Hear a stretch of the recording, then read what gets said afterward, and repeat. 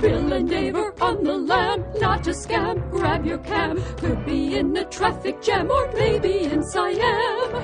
Bill and Dave are hiding out, what's their route? Won't give out, searching Brussels for a sprout, they rarely mill a boat. Bill and Dave are on the lam, on a tram in Rotterdam. Don't you forward them, you spam, they're clearly on the lam. Hey, it's on the lam. This is the special Key West story arc. This would be episode 6, actually, wouldn't it? Yeah. Yeah, we're it's very late at night. Well, not that late. About 9:45. Yeah, something like that. And but it's kind of quiet out here. We're still down in Key West, and this is slapping plastic of this bag is going to probably sound horrible on the recording. Let me see if I can adjust this better. Okay, that might be better. So, the last time we checked in on this story arc, we were on the Dry Tortugas, and clearly we got back okay. What a boat ride that was. Rarely do people get to feel like they're just out in the middle of the ocean, but boy, when you're on that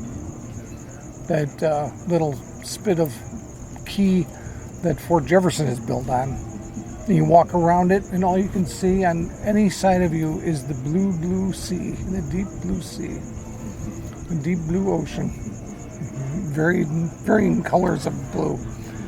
That is a feeling of beauty and isolation that is really difficult to describe. You know, and I know we were getting slap happy and sun-stroked. In fact, I can't wait to re-listen to that one. Yeah, that was really interesting because when we were podcasting by the picnic table, we were kind of huddled in the sort of shade of a bush. Yeah. And trying to podcast, and it just was so hot. Yeah, two things happened that we figured out. Not only did the sun rise up above, it was like beating directly down on top of us, so there was no shade at all. But that bush, which was, I described it on that podcast, it was like, the leaves are like lily pads, but it just was growing out of the ground. It was about 7 feet tall. Yeah, it was very tall. 7, 8 feet tall, and it was essentially, so the leaves were very big and fan-like. They were completely blocking the ocean breeze. Yeah. And what happened after that, we decided to go back to the boat.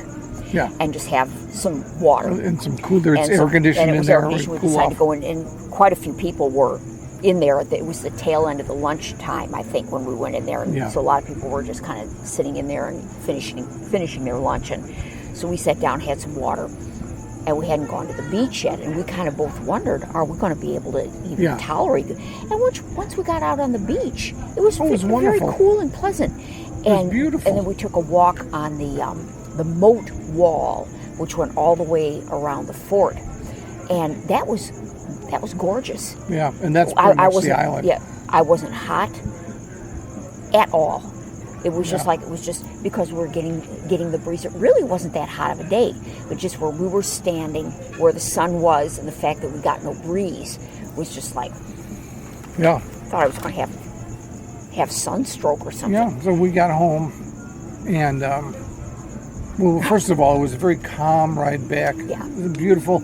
Oh, and on 3 different occasions, we decided to find a little table with a booth in the refrigerated, the air-conditioned cabin on the 2nd floor of the boat this time, so we could see the water going by and the sea life, and it was quite pleasant. It was like a flight. They played a movie for us. They played The Big Year about bird watching, which I think is not a coincidence since there were so many rare birds to be seen out on the key on the Dry Tortugas.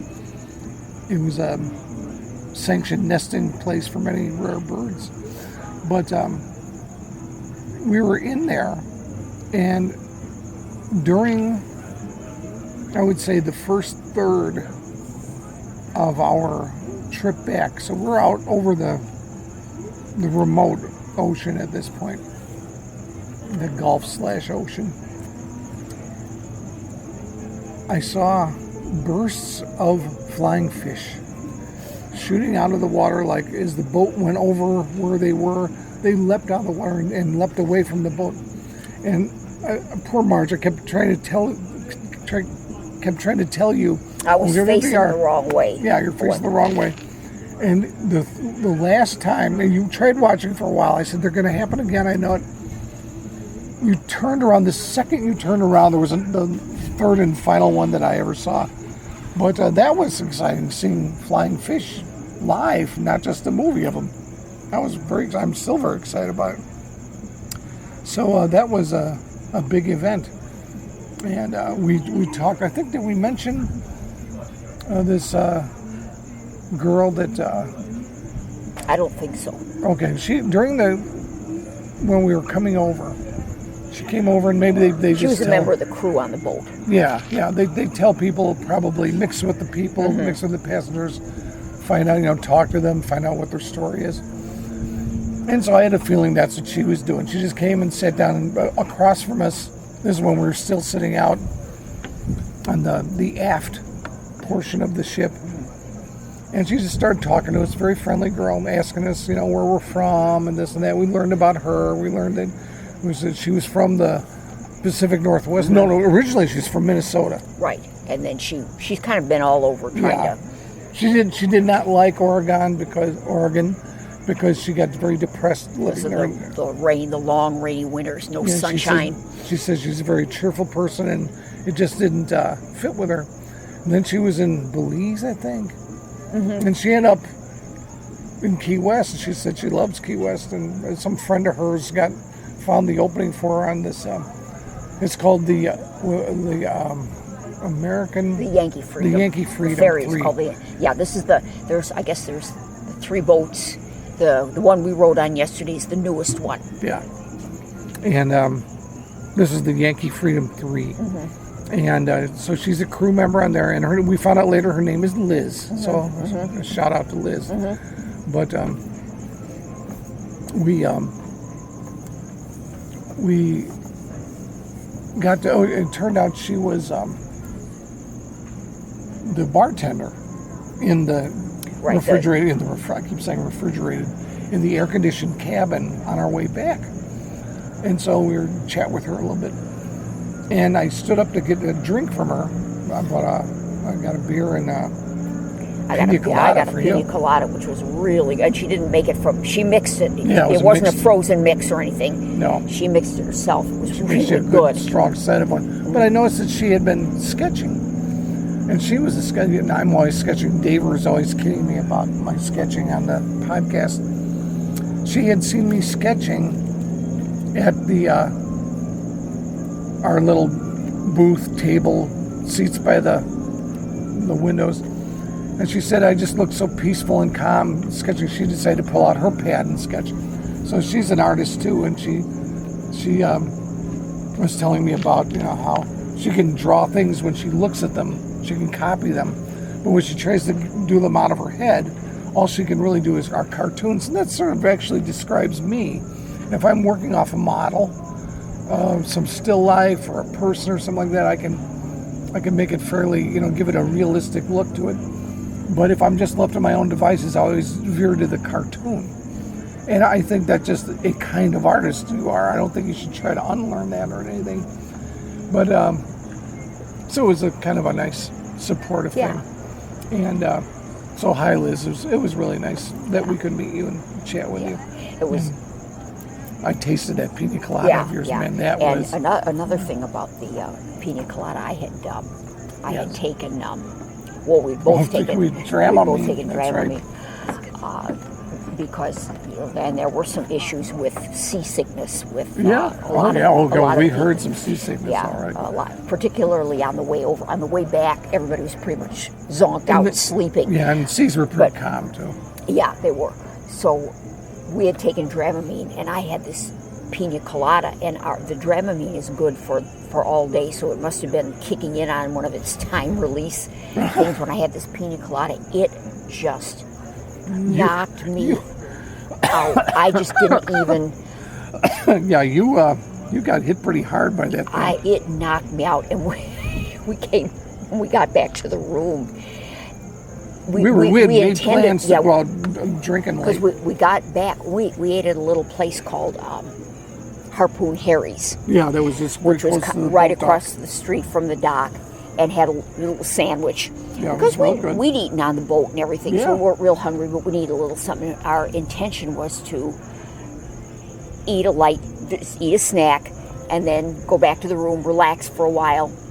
Maybe try another podcast or a game of Yahtzee or something, and then come out again for late night drinks. And we were so just blasted, exhausted that we ended up not coming out last night. No, we just slept. It was a delightful sleep, though. Yeah, we needed it. It was a big day. We played one game of Yahtzee until outside our room till it got too dark to see. Couldn't see the dice anymore, and then went in and crashed, and it felt. It felt great because our room is very comfortable, and that bed is unbelievable.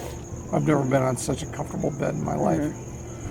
So today we got up, we slept in a little bit. We went and got our breakfast by the poolside, and then we came back to the room and just kind of noodled around a little bit, and got our acts together, and I'd say we left the room around 10:30ish. Yeah. So we didn't sleep in real late, but it was we had a long sleep because we went to bed early, and we decided to take a walk. And we walked down to our first initial goal was that lighthouse that's right across the street from the Hemingway house. And what's the official? Is it just called the Key West Lighthouse? Yeah, Key West Lighthouse. Yeah, and there's it's not functioning anymore. I think it's too far. I think the land has come out. Yeah, it's too far inland now. It's too far inland to be of any use. So they have other lighting signal devices on the island since then, modern ones. And I think at that time that lighthouse used to be on the end of the island, but in the years they've built the island bigger. Yeah. And there are other, like you said, but anyway, it's a museum now. Yeah. You remember how tall it is? It's 70-some feet tall. They added 20 feet to it. Right, because the sailors were complaining. Because the trees had grown up so they couldn't see the light properly. Yeah, the sailors were saying between the trees and the buildings, they're having a hard time seeing it. Yeah. So it got actually built up taller. And I was inside. That's what I was getting to. I decided to take a walk up. Well, you go inside, and there's, of course, a circular wrought iron staircase. And I just took it easy. I wasn't going for any marathon records. I'd go up like 3 steps, 5 steps. I'd kind of vary it. Then a couple times I went up as many as 10 steps at a time. But then I just stopped to catch my breath. I never, got out of breath or anything. I wasn't looking to raise my heart rate. My heart rate gets raised plenty. And I just wanted to go up and see what it looked like. Marge sat in the shade down outside a shed or something. I'm not one for circular iron stairways. I'm not. I just wanted to go up there for a photo op, to take pictures from up there. I got up and I did take a couple pictures of, here actually, this area that we're podcasting from, the Sunset Pier. And it's past sunset, of course, now. It's nice and nighttime. You probably hear music in the background. There's music everywhere.